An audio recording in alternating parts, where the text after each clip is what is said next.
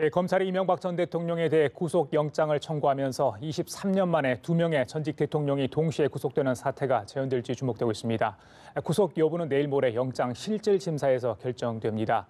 이 전 대통령은 영장 심사에 불참하겠다고 밝혔습니다. 한편 청와대는 오는 26일 문재인 대통령의 개헌안 발의를 앞두고 오늘부터 대국민 브리핑을 시작했습니다. 이 시간 김영주 전 민주당 의원, 정태근 전 새누리당 의원 두 분 모시고 정치권 관련 이슈들 짚어보도록 하겠습니다. 안녕하십니까? 네, 안녕하세요. 어서 오십시오. 자, 먼저 이명박 전 대통령의 영장 청구 소식 그리고 영장 실질 심사 관련 내용 다뤄보도록 하겠습니다. 자, 이제 실질 심사는 22일 오전 10시 30분에 열리게 됐습니다. 글쎄요, 지난번에 소환된 이후로 뭐 한 4일 정도, 그죠? 3일 정도에 걸려가지고 이제 이렇게 한 것 같은데.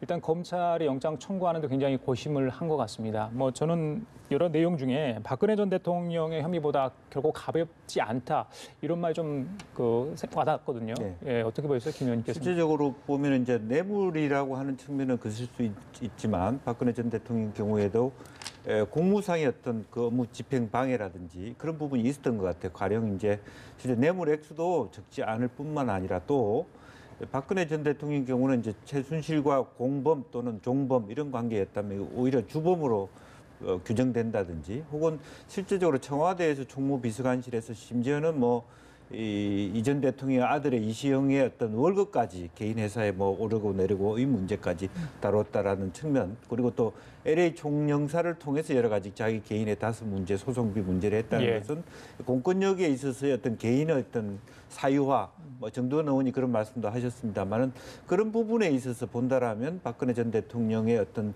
여러 가지 제목상의 다양한 측면에 비견할 만하다. 이게 바로 이제 검찰의 입장인 것 같고요. 물론 그럼에도 불구하고 어쨌든 전직 대통령이라는 측면에서 불구속 수사를 기본적으로 한다라고 하지만 박상기 법무장관이 얘기했음에도 불구하고 검찰의 인사들은 뭐 이구동성으로 어떤 그 누구 하나의 어떤 문제 제기 없이 구속 수사를 원칙으로 해야 된다는 입장으로 무게가 실리고 있는 것 같다는 생각이 듭니다. 그래요. 14일 날 소환돼서 19일 날 영장을 청구하겠다, 청구한다 이렇게 얘기되지 않았습니까? 만약에 이제 구속이 됐을 경우에 23년 만에 두 전직 대통령이 동시에 구속되는 사태가 이제 벌어지는 겁니다. 글쎄요, 이런 상황, 현대사에서 또 하나의 오점을 남기게 되는 거 아니겠습니까? 그래서 이게 사람의 문제인지 어떤 제도적인 문제인지 항상 저희들은 이제 제왕적 대통령제의 문제다, 뭐 폐해다 이런 이야기는 합니다만은 정님께서 어떻게 보세요? 사람의 문제가 앞설 거고요. 그리고 이런 상황이 가능하도록 하는 이제 그 제도, 우리 헌법에 갖고 있는 우리 대통령이 이제 슈퍼 대통령제라고 얘기를 하잖아요. 다른 나라의 대통령제에 없는 뭐 인사권, 예산권, 법률안 제청권을 모두 갖고 있으니까요. 그래서 이런 부분들이 맞물려 있었다고 보여지는데 저는 검찰이 이제 영장 청구를 하면서 이번 사실이 다 밝혀졌으면 대통령 당선이 취소될 수도 있었다라는 얘기를 한 것을 보면서 저 자신부터가 이명박 정부가 만들어지는 과정에서 제가 이제 상당 기간 적지 않은 역할을 했기 때문에 국민 여러분들께 굉장히 죄송스럽고 정말 좀 찹찹하고 참담한 심정, 그리고 정말 죄송스럽다는 말씀을 다시 한번 드리지 않을 수 없고요. 검찰 역시도요. 이게 2007년도 8월 달에 한 번 수사가 있었고요. 도곡동 땅 관련해 가지고. 그리고 10월 달에 김경준 씨가 기욱하면서 특별수사본부가 만들어져 가지고 BBK 특별수사본부가 있었습니다. 그리고 2008년 1월 달에 노무현 대통령이 임명한 정호영 특검 때 사실은 이 BBK 사건과 도곡동 땅 사건을 포함해 가지고 다스 문제를 다 수사를 했거든요. 지금 윤석열 지검장 같은 경우는 BBK 특검 당시에 수사팀에 파견돼 있었던 사람입니다. 그래서 검찰도 영장을 청구하기 전에 우리가 과거에 제대로 수사를 못해서 이런 결과가 온 거에 대해서 한 번쯤은 사과를 하고 국민들께 정말 정중하게, 그렇지만 이번에 불가피하게 영장 청구를 하게 됐다. 이렇게 하는 게 도리가 아닌가 이런 생각을 해봤습니다. 12년간 비자금을 340억이나 세탁을 했다고 합니다. 밝혀졌다면 당선 무효가 됐을 거다 이런 얘기까지 검찰에서 나온 건데 말씀한 것처럼 검찰은 그동안 뭘 했는지, 그리고 청와대에서도 이제 그 친인척 비리 다루는 뭐 민정수석이랄지 그런 기관이 있지 않습니까? 이게 사정이 전혀 되지 않았다 이렇게 볼 수밖에 없지 않습니까? 앞서 우리 정태근 의원님께서 말씀하셨습니다만은 사람의 문제, 제도의 문제, 또 하나는 사실은 덧붙이고 싶다 그러면 정당이 책임지고 정권을 이어가야 되는데 우리나라 정치는 어떻게 보면 정당 안에 어떤 특정 캠프가 그냥 들어가다 보니까 더 형해화되고 왜소화되는 나중에는 그것을 대통령을 배출한 정당과 또 그 대통령과의 관계도 심지어는 좋지 않는 이렇게 책임지지 않는 모습들도 또 하나 있는 것 같고요. 예. 지금 방금 말씀 나왔습니다만은 윤석열 검사도 그렇고 문무일 총장도 사실은 BBK 사건에도 검사를 담당했고 물론 끝까지 하지는 않았습니다만 그런 관련이 있기 때문에 사실은 조금 더 정말 검찰도 자기 나름대로 정말 냉정하게 뒤를 되돌아볼 필요는 있을 것 같다. 예. 다만 문제는 이제 지금 최근에 들어와서 말하자면 이명박 전 대통령과 함께했던 분들이 실제로 어떤 개인의 김희중 전 부속실장의 경우라든지 개인에 대한 신뢰관계가 허물어지면서 김북 전 총무기획관이라 이런 분들이 예. 상당히 그동안에 침묵했던 모드에서 이렇게 한꺼번에 이렇게 서서히 입을 여는 그런 과정이 또 있는 것 같습니다. 또 정확하게 얘기하면은 집권 초기에 어떤 특검을 한다든지 검찰은 정말 눈치 보기를 했다라는 측면에서 예. 다시 그게 되풀이되지 않기 위한 어떤 검찰 스스로의 어떤 자성과 더불어 제도적 방책들 예. 그런 부분들을 함께 해야 될 것 같고요. 다시 한번 현 정부도 다시 한번 그런 데 대한 중립성을 좀 강화하려고 하는 의지와 노력을 해야 될 것 같습니다. 예. 제가 그 측면에서 한 말씀을 좀 덧붙이고 싶은 거는요. MB 정부 때 이제 그 당시 한나라당의 이제 소장 개혁파를 중심으로 해서 지속적으로 문제를 제기했죠. 그런데도 사실 잘 안 됐거든요. 근데 이렇게 해결이 안 되는 문제가 뭐냐면 MB가 조금 전에 말씀하셨던 것처럼 주변 관리를 잘 못해서 그랬다라고 지금 착각을 하고 계세요. 이명박 전 대통령한테는 구속되는 마당에서 제가 정말 가슴 아픈 얘기지만 주변 관리를 잘 못해서의 문제가 아니라 주변에 직언을 할 수 있는 사람 그리고 직언을 받아들이는 인사를 못했기 때문에 발생한 문제고요. 예를 들면 재임 기간에도 계속 문제가 발생한 이유가 뭐냐면 대통령 민정수석실에서 주요하게 하는 민정 1비서관의 업무는 뭐냐면 대통령과 대통령 친인척들의 비리 문제를 관리하는 겁니다. 그런데 그 관리하는 당사자를 자기 수하의 사람으로 쓰는 거예요. 그러니까 이상득 사무총장 보좌관을 했고 비서실장을 했던 사람을 갖다 쓰니까 이게 구조적으로 견제를 할 수가 없는 겁니다. 예. 그리고 이제 그 당시에 저희가 계속 말씀을 드렸던 건 뭐냐면 권력의 사유화라고 그래서 그 핵심 직원을 할 수 있는 사람은 그 주변에 아예 없고 예. 그 핵심들이 중심이 돼서 모든 권력기관들을 장악해가는 거죠. 지금 말씀드렸던 것처럼 국정원에도 기조실장을 파견하고 검찰, 국세청, 그리고 공직윤리지원 국무총리실, 그리고 청와대는 말할 것도 없고요. 이렇게 이제 주변 관리를 잘못한 게 아니라 주변에 잘못된 인사들로 채워서 권력을 사유화하는 과정들이 벌어지니까 예. 이런 과정들을 막을 수가 없었던 겁니다. 기본적으로. 그래요. 그게 뭐 교훈인데 이후 정부에는 또 그런 일이 벌어져서 지금 이제 그 전직 대통령이 구속 중인 상황 아니겠습니까? 네. 그래서 이제 국민들이 참 이번 상황을 보면서 좀 당황스럽고 참혹하다 이런 이야기가 좀 나오는 것 같습니다. 일단 이명박 전 대통령은 22일 오전 10시 30분에 있는 영장 실질심사에 불참하기로 이렇게 했습니다. 변호인단만 아마 참석을 할 것 같아요. 참여를. 자, 불참 이유 일단 검찰 쪽에는 모든 걸 밝혔기 때문이다 이렇게 이제 미측은 이야기를 하지만은 정치적 저항으로 이렇게 해석할 수도 있겠습니까? 일관되게 사실은 지난번 이제 지난 수요일 들어가실 때는 상당히 본인 스스로가 말을 아끼기로 다짐을 했다 이렇게 표현을 하셨죠. 예. 그런 만큼 이제 그것이 말씀을 하지 않았습니다만 어쨌든 정치 보복이다 이렇게 생각하시는 부분에 일정 정도가 있고.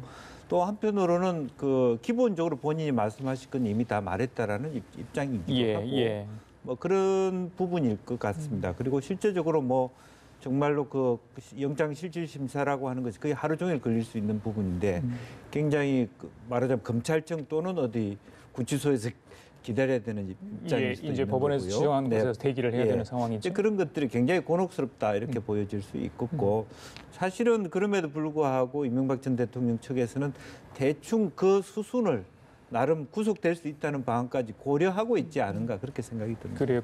자, 정 의원님. 혐의를 대부분 부인했고요. 그리고 이제 영장 실질심사 불출석했어요. 사실 이게 나중에 이제 재판을 정식 가면 굉장히 불리하게 될 것 같은데도 불구하고 이렇게까지 한 이유는 어디 있다고 보십니까? 일단 구속을 각오하셨다고 봐야 되고요. 이번에 영장에 적시된 범죄 사실만 한 207쪽이 되고 구속이 필요로 하는 사유가 한 1000페이지 나왔다는 거 아닙니까? 예. 그러면 가장 핵심되는 대목에 있어서 이것을 반박할 수 있는 근거가 있어야 되는데 예를 들면 이런 거라는 거죠. 뇌물 중에 가장 큰 부분이 다스가 삼성으로 받은 소송 대납비 68억 원인데 그러면 다스가 내 것이 아니다라는 것들에 대한 증명을 검찰에서 했던 거와는 다른 형태로 해야 되는데 그거를 지금 새롭게 만들어내지를 못하는 상황에서 실제로 구속영장 심사에 가서 쟁점이 형성이 안 된다고 보는 거죠. 예. 그럴 바에야 구속을 각오하는 것이 오히려 낫지 않겠는가 이런 예. 생각을 한 것 같고요. 저는 그러함에도 불구하고 그 전직 대통령으로서 법 절차에 대해서 나는 좀 최대한 응하치겠다라고 해서 뭐 피곤 이런 거는 이유가 안 될 것 같고요. 그래서 예. 좀 힘들더라도 법정에 출석하는 것이 맞지 않았는가 이런 생각을 갖습니다. 개인적으로. 그래요. 알겠습니다. 그런데 지난번에 이제 소환 조사 이후에 문제는 이 아들 또 부인인 김윤흠 여사와 관련된 의혹들이 계속해서 불거지고 있거든요. 글쎄요, 왜 이제 소환 조사 뒤에 이런 얘기가 나오는지 잘 모르겠습니다만 일단은 이명박 전 대통령의 어떤 자백을 이렇게 유도하기 위한 굉장히 압박 전술 아닌가 이런 해석도 있던데 그 부분은 어떻게 보세요? 지금 이번에 영장에 기재된 내용의 범죄 사실은 12개고요. 그리고 검찰이 이제 브리핑을 통해서 얘기한 걸로 보면 추가적 사실로 따지면 한 18개까지 들어갈 맞습니다. 가능성이 예. 있다. 그래서 일단 검찰에서는 이명박 전 대통령에 대한 신병을 어떻게 처리할 것인가라는 것들을 정해 놓은 다음에 영장 발부가 된 다음에 저희가 법에는 그런 게 나와 있지 않습니다. 예를 들면 부부가 동시에 죄를 저질렀다고 해서 한 사람은 구속시키고 한 사람은 구속 안 시키고 이런 원칙이 있는 것은 아닌데 그래도 현실적으로 정상이라는 걸 참작하는 과정에 있어서 예. 일단 이명박 전 대통령의 신병을 처리하고 나머지 가족들의 문제를 어떻게 처리할 것인가라는 것들을 좀 판단을 해야 되겠다. 왜냐하면 검찰에서도 아무리 법대로라도 여론을 의식하지 않을 수가 없는 거거든요. 그리고 이번 사건의 또 특성이 뭐냐면요. 예를 들면 가장 대표적인 사람이 국정원 기조실장하는 김주성 씨인데 이분이 손실을 일으킨 사람이거든요. 지금 아직 신병 처리 안 했습니다. 그리고 뇌물죄 중에 비교적 큰 액수로 나온 뭐 24억 5천만 원, 9천만 원에 해당하는 이팔성 씨 같은 경우도 아직 전혀 신병이 처리가 안 돼 있고 그러면서 이팔성 씨가 추가로 그 오늘 보도를 보니까 이제 예. 옷까지 줬다라는 예. 내용까지 진술을 하고 있어요. 그래서 검찰 입장에서 보면 한편에 있어서는 여론을 보는 것이고 한편에 있어서는 주변 사람들을 계속 압박을 해서 추가적 범죄 사실을 확보하려고 그러는데 이 이유 중에 하나가 뭐냐면은요. 지금 이명박 전 대통령에 대한 재판을 박근혜 전 대통령처럼 주 4회를 하더라도 6개월 내에 끝내기가 굉장히 어려울 겁니다. 그래서 저는 계속 지금 그 혐의 사실이 나오는 걸 보면서 아, 이번에도 만약에 재판이 늘어지면 추가 구속영장을 하려고 하는 것이 아닌가라는 그런 생각도 해봤습니다. 예, 알겠습니다. 정치권은 어떤 반응을 보이고 있을까요? 지금 민주당 같은 경우 또 다른 야당, 평화당과 정의당은 당연한 결정이다. 뭐 구속을 해야 된다 이런 이야기지만 한국당 같은 경우는 이미 피의 사실 유포로 사실상 범죄자를 만들었다 이런 이야기입니다. 글쎄요, 이제 지방선거가 얼마 남지 않았기 때문에 만약에 이제 구속이 된다면 전직 대통령 2명이 동시에 구속되는 그런 사태 아니겠습니까? 네. 선거를 앞두고 있기 때문에 민심에 이게 어떻게 영향을 미칠지 정치권도 뭐 주시할 수밖에 없지 그렇습니다. 않습니까? 그렇기 때문에 야당에서도 홍준표 대표 같은 경우는 대체로 이제 두 가지의 갈래인 것 같아요. 하나는 기본적으로 어쨌든 두 전직 대통령에 대해서 특히 이명박 전 대통령에 대해서도 이미 범죄자로 만들어 놓고 정치 보복을 하고 있다. 또 그것이 다시 그 현 여당에게도 되돌아갈 것이다. 이런 부분. 뭐 되돌아간다는 뜻면은 현 정부조차도 잘해야 될 것이다라는 부분도 있을 수 있고 예. 노 전 대통령의 문제도 다시 꺼낼 수 있다는 부분도 있을 수 있겠습니다만 어쨌든 그럼에도 불구하고 그렇지만 자유한국당하고는 이 전 대통령하고는 무관한 관계다라는 측면으로 또 끊어가고 있는 부분도 예, 있거든요. 예. 그만큼 사실은 이게 그 지방선거를 앞둔 입장에서는 현재 후보군도 정말 가뭄인데 굉장히 그 애타는 심정으로 이게 빨리 정리됐으면 하는 예. 오히려 이제 그런 심정일 겁니다. 적지 않이 곤혹스럽다. 예. 특히 최근에 나온 여론조사가 사실은 저 공표 자체도 저는 적절하다고 생각하지는 않습니다만은 이명박 전 대통령을 강하게 수사를 해야 된다라고 예, 예. 하는 국민 여론이 70%가 넘었다라고 하는 것은 자칫하면 자유한국당 입장 굉장히 이게 동일화 시켰을 때 굉장히 예, 예. 큰 공포로 느껴질 수 있는 부분이 있겠다는 생각이 듭니다. 예, 정 의원님 어떻게?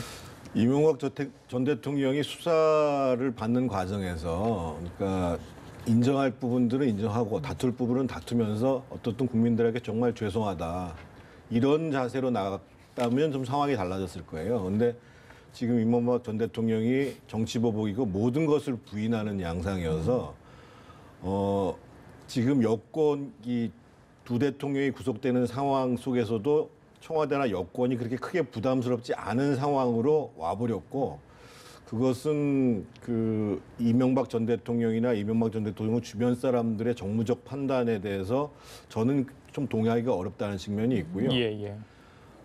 자유한국당 문제는 어떻든 자유한국당이 이분이 지금 당적이 없는 것은 분명하지만 본인들이 이 보수 우파의 적통임을 자임하고 있는 상황이고 그런 상황 속에서 두 명의 실패한 대통령이 지금 나와 있는 상황이란 말이에요. 그래서 재판에서 명백하게 가려지길 바란다라고 얘기하기 이전에 물론 그 얘기도 해야 됩니다. 하기 이전에 우리가 국정을 같이 해왔던 과정으로 놓고 보면 죄송스럽다. 국민들한테 좀 사죄드린다. 이런 얘기를 했어야 돼요. 왜 그러냐면 홍준표 대표도 그 당시에 선거운동을 했던 사람이고 뭐 저도 마찬가지입니다만 지금 홍문표 사무총장도 마찬가지고 김성태 원내대표도 마찬가지고 그러면 적어도 이분이 지금 당적이 있다 없다를 논하기 이전에 먼저 국민들한테 죄송하다는 말씀을 드리고 하지만 법정에서 범죄 사실에 대해서는 재판부의 명확한 판단을 바란다 이런 정도의 자세가 있었어야죠. 예, 알겠습니다. 자, 22일 날 이제 오전 10시 30분부터 실질심사가 있고요. 아마 그날 밤 아니면 다음 날 새벽에 결정이 될 것 같습니다. 개헌 얘기 좀 하겠습니다. 네. 자, 청와대가 오는 26일 대통령 개헌안을 발의키로 결정을 했습니다. 그리고 오늘부터 국민들에게 개헌안 내용에 대해서 하나씩 설명을 하고 있습니다. 오늘은 전문과 기본권 부분에 대한 발표가 있었습니다. 글쎄요, 야당이 강력히 지금 반발하고 있고요. 청와대는 사실상 마지노선을 이제 제시를 한 상황 아니겠습니까? 결국에는 국회 통과를 돼야 되는 상황인데 지금의 상황이라면 결국 또 개헌이 물 건너가는 거 아니냐. 왜냐하면 뭐 시기도 그렇고요, 내용도 그렇고요, 뭐 너무나 이게 의견 대립이 많기 때문에 좁아지기는 어렵다. 이런 게 대책이는 상황 같습니다. 이게 뭐 올 초부터 이미 예상됐던 예견됐던 그렇죠. 현상들이 일어나고 있다고 보고 거기에 대해서 대통령께서도 여러 차례 국회가 먼저 좀 해주기를 바란다라는 말을 반복해 왔고 그것이 이제 마지노선이 지나가는 형국이 되어 버렸습니다. 사실은 여당의 입장이 좀 어떻게 보면 좀 곤혹스러울 수 있어요. 국회가 주도해서 이것이 돼야 되는데 실제적으로 지난 대선 과정에서는 다 여야 합의로 거의 이구동성으로 다 개헌에 대한 얘기를 했었는데 결과적으로는 뭐 어쨌든 정략적이든 아니든 간에 현실적으로 그대 제1야당이 도저히 이건 못하겠다라고 하고 있으니까 사실은 제 생각에는 현재의 그 말하자면 국민들의 어떤 공감과 동의 과정 속에서 일정 정도 26일부터 저는 프로세스를 밟고요. 5월 말하자면 이제 최종 그 23일입니까? 24일이죠. 예, 5월 24일이죠. 예, 그때까지의 과정은 갈 것입니다. 그러나 기본적으로 제 생각에는 그것을 끝까지 하면서 여야가 극한 투쟁에 가기보다는 오히려 한편으로는 야당과의 협의를 통해서 그러면 10월이면 10월까지 하자. 올 안에 어쨌든 하자라는 것까지도 열어놓고 여당이 해야 될 것 같은 그런 느낌이 들거든요. 실질적으로 보면 그런 의미에서 조금 정무적 판단과 실제로 그 대통령의 의중 자체가 일방적으로 독주는 아니다. 계속적으로 국회가 주도적으로 하기를 바라는 의미에서 먼저 이렇게 까는 것이다. 물론 그런 부분을 순수하게 야당이 받아들이지는 않을 거예요. 그렇지만 어쨌든 일정 정도 대통령의 의지를 강조하고 어떤 내용이 들어가야 된다는 것에 대한 거는 할 필요는 있지 않겠나 생각합니다. 그래요. 오늘 홍준표 대표가요, 이 선거 관련해서 회의가 있었는데 사실상 이 반대에 대한 쐐기를 박는 발언을 했습니다. 이 대통령 발의 개헌안 국회 표결을 참석하는 의원들 제명을 하겠다. 그러니까 본회의장에 입장하는 의원들 제명하겠다. 이렇게까지 경고를 했거든요. 글쎄요.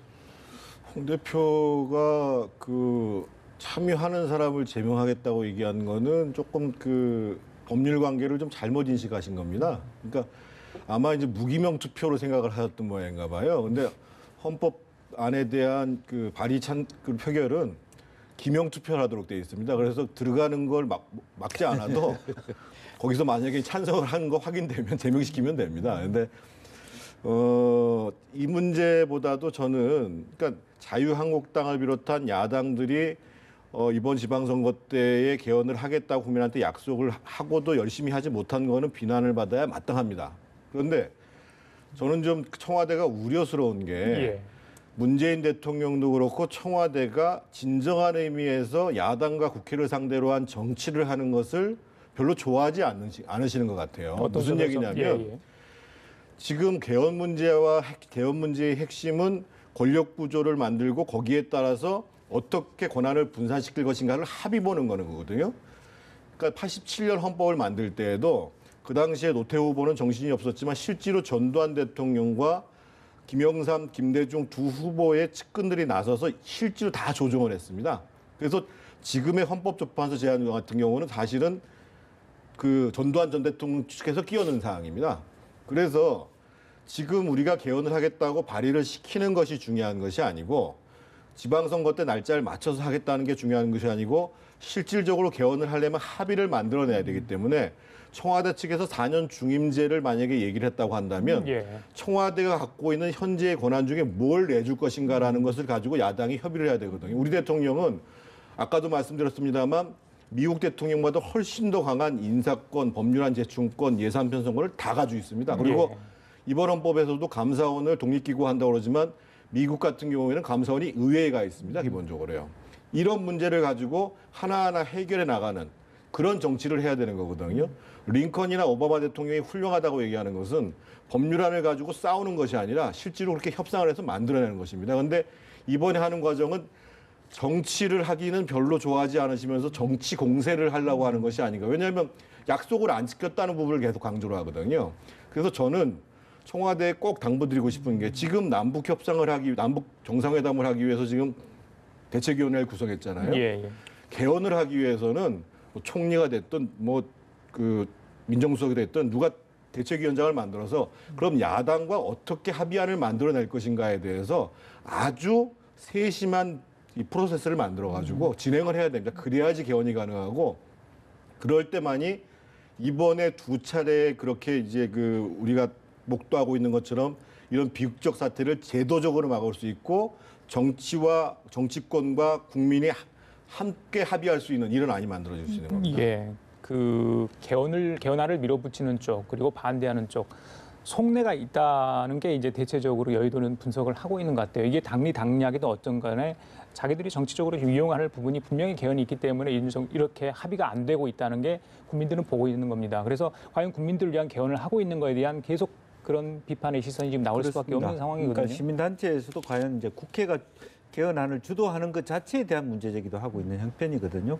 국회가 주도하면 안 된다는 것이 아니라 국회의원 간의 어떤 권력 다툼, 권력을 어떻게 나눌 것이냐에 대한 안을 가지고 논의하지. 예. 다음 선거를 생각하는 거 아닌가요? 다음 네, 대선은? 그래서 국민들에게 그 안을 하나하나 그래도 실제적으로는 헌법 자체를 만들 국민이 하나하나 성원해 가는 그런 시민운동도 있는 것 같은데 예. 이제 그런 오명으로부터 스스로 벗어나야 되고 지금이라도 정세균 의장을 중심으로 여야가 정말로 그 우리 정태근 의원님 말씀처럼 그렇게 되려 그러면 예. 조금 더 나은 어떤 정치 문화가 있어야 되는 거고 지금 현재 그게 똑같은 얘기로 반복되고 있습니다. 실제로 그렇게 하고 싶어도 과연 그걸 제대로 받아주느냐 이제 서로 핑퐁하듯이 그렇게 하고 있는데 예. 실제적으로 그렇게 하다 보면 결과적으로는 아무것도 얻을 수 없는 이제 원점으로 돌아가고 시간만 간다는 게 청와대 의견인 것 같고요. 알겠습니다. 또 국민들은 그렇기 때문에 조금 더 적극적으로 국회에 푸시할 수 있는 가령 직접 민주주의 제도에 대한 말하자면 공격 압박을 하고 있는 상태가 아닌가 예. 이렇게 생각합니다. 알겠습니다. 제가 국민 우스갯소리를 한마디 덧붙이면은요 합의가 가장 빠른 방법은 뭐냐면은요 야당일 때의 입장을 변화시키지 않는다. 그러니까 야당일 때는 합의가 가능한 개헌안을 항상 준비를 했다가요 여당이 되면 달라지는 거예요. 그래서 좀 우스갯소리로 말씀드리면 야당일 때 주장하는 이 헌법 개정안에 대해서 만들어 놓고 공증을 시켜가지고 다음번 협상 때 이것을 변경시키지 못한다라고 하면 아마 쉽게 합의가 가능할 겁니다. 그렇게 될 수 있는 게 정치가 아니라서요. 예. 그래서 이제 국민 소환제, 국회의원들이 부적격한 국회의원들을 소환할 수 있는 그런 투표제도 이번에 이제 그 대통령 개헌안에 포함됐다고 하니까 국회의원들이 제 역할을 좀 해줬으면 좋겠다 이런 생각을 해보고요. 재방선거 이 얘기 좀 하겠습니다. 사실은 뭐 개헌도 있지만 글쎄요, 각 정당의 마음이 지금 문재인 정부 이후에 처음으로 실시되는 지방선거에 또 가 있는 거 아닌가 이런 생각이 들거든요. 자유한국당 얘기 좀 하겠습니다. 서울시장에 이제 좋은 분을 모시려고 했더니 계속 고사하는 바람에 지금 홍준표 대표 입장이 좀 난처하게 됐다. 그런데 그 와중에 또 전략 공천을 했더니 거기에 대해서 반발하는 분들이 나와서 지금 힘든 상황이다 이런 이야기 했습니다.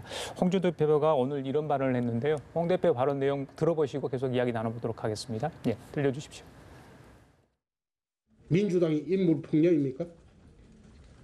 민주당에 나와 있는 그 후보들 면면을 한번 보십시오. 벌써 서울시장에 나와 있던 사람들, 또 충남지사, 전부 미투 운동에 걸려가지고 집에 가야 하는 그런 사람들입니다.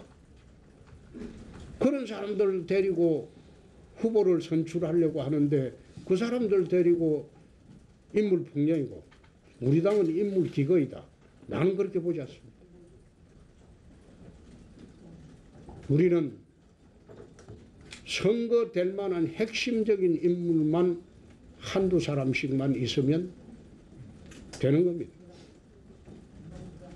어중이 떠중이들 모아가지고 인물군이라고 언론에 내본들 국민들이 그 감흥 없습니다.